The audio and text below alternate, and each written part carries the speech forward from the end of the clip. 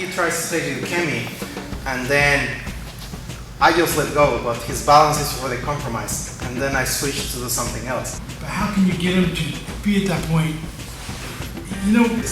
Okay, we are going to try to take this jack, release, and then do something else. So that's just that split second that happens during the entire technique.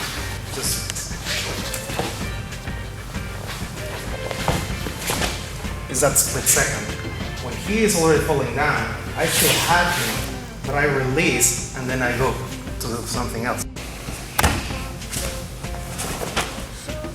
That creates that artificial point. Release and then try to do this again. His stability and security. If you get him to that point where his balance is broken, and I don't know the name of still position. The balance is broken. And we get to that point. So it's kind of this play that we get to do with it.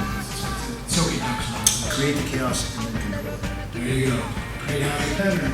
Right. Well, you can't go around the room, so I'm a little tear.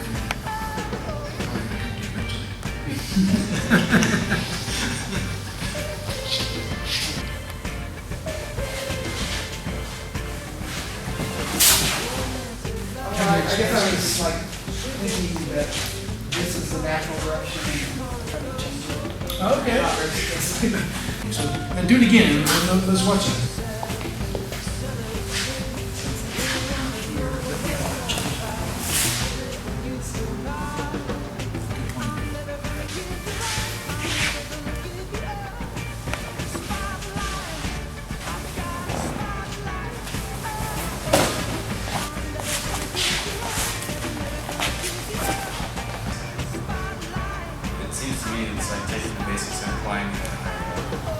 Yeah, I think it is. If I can't find a place I need to move to, I have no business moving on.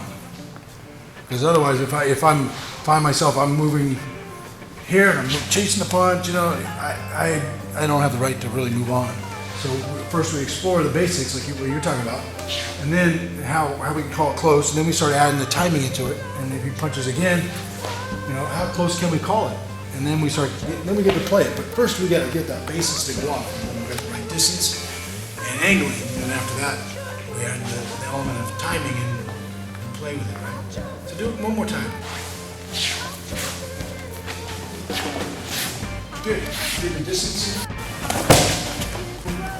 Broke it down? Yeah. Okay, right there, stop. Now you take them on the shield door. And then just what you. Right. Okay. And then explore. Where are those points go to? Yeah. What can I get away with and what I can't? That's the part where I always get the mixed ups because I always end up doing the whole getting back in the strong stance. Yeah. One of the things that I've been really exploring in my own mind, but also teaching, is what is the statistics that you're going to get into a physical altercation? It's low, really low, and even lower when you study martial arts because your awareness elevates. So why study the physical? Why study how to do all this? Well, one, it's fun, but preserving tradition, yada yada yada.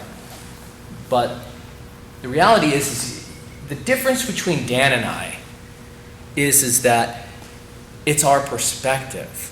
It's what this art has taught us how to see in a situation. It's not that we possess some superpower physical abilities that none of you have. Well, maybe Dan, but not myself. So it's got to be, it's here. So get it in your head. Study mentally. Study everything that he's talking about. Study the subtleties. The less you do, the more you'll get, and you'll see that.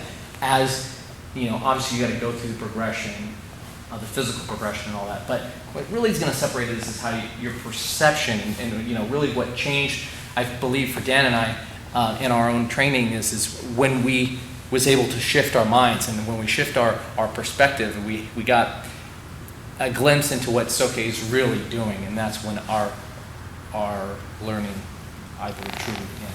Great. But the subtlety, let's go with this one here. It's subtle, so as he's punching, I'm just doing enough to create this distance. Just enough. It just bent a little bit. That's it. That's all I need is a subtle disruption. Now what I know normally in martial arts, our mind, we want to see some big disruption. No, that's too much. It's just this much. His shoulders are now like this when they were like this. Okay? And now I still have the distance to be able to kind of and take this or not. And then I know that I only need to use this to get me to the next piece. And it's just perspective. It's how I view it. That's it. Back, right? And just come on. Right? And if he's wide open, then that can happen. Right?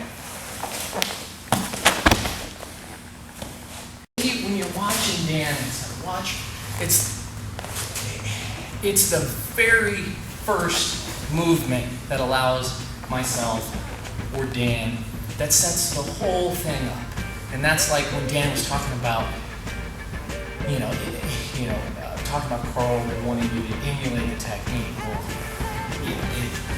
no matter what the technique is, just that little movement there. So watch the subtle movement. It's here, right? And another thing, watch as I'm going to grab him, watch. He's already started moving. He's not going, okay, grab me. Okay, and now we're going to move. He's moving as soon as the grab's coming in. But you've got to buy time.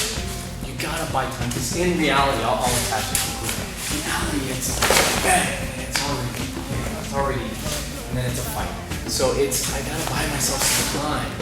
I beat it with my feet, And now, because he's still going to come in or whatever. And then I just allow for whatever happens.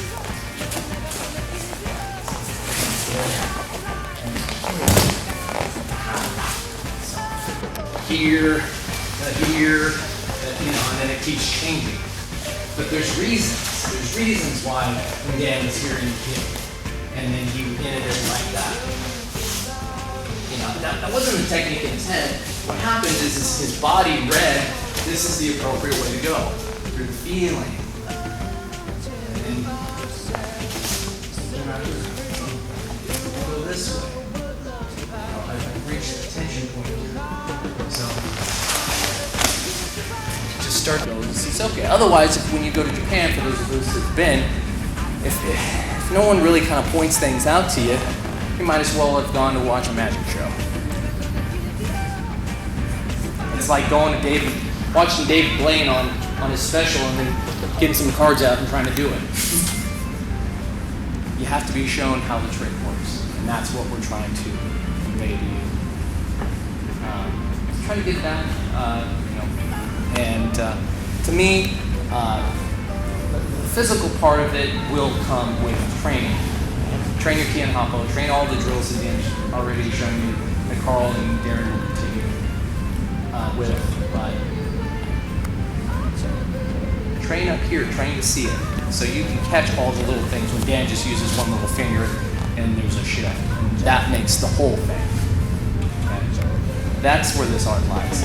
Otherwise, you're just doing bad jiu-jitsu. Don't forget, there'll still be class here on Wednesday night till the end of the month, right? Till the end of April, as long as we got this. As long as the maps are here, Wednesdays and Thursdays, we're still going to have class. We'll keep training.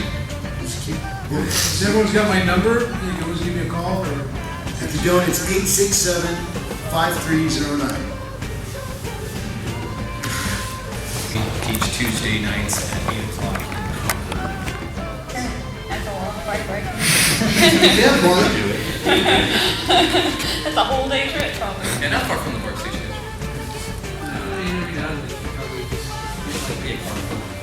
We'll just get like a group together, just to kind of like, and we can do that. that's what I'm going to be doing, so.